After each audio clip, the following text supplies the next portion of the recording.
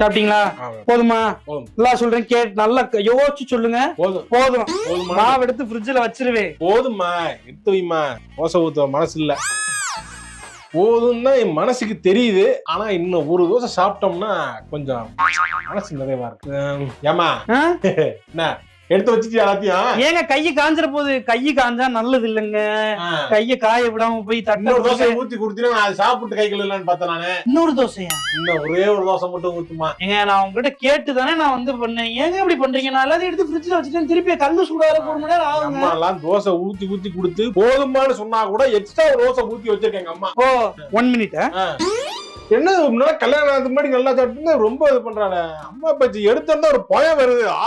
அம்மா கூட சாஞ்சி வர போல இருக்கு அப்படின்னு வந்துட்டா. இந்த என்னது சைக்கிள் எல்லாமே எடுத்து வச்சிருக்கேன். வீட்டுக்கு கிளம்பி உங்க அம்மா தோசை சுட்டு தர சொல்லி சாப்பிட்டுட்டு அங்கே ஆனா இருந்து இங்கெல்லாம் வராத கிளம்பு. என்ன கிளம்பு? என்ன என்ன என்ன என்ன கிளம்பு.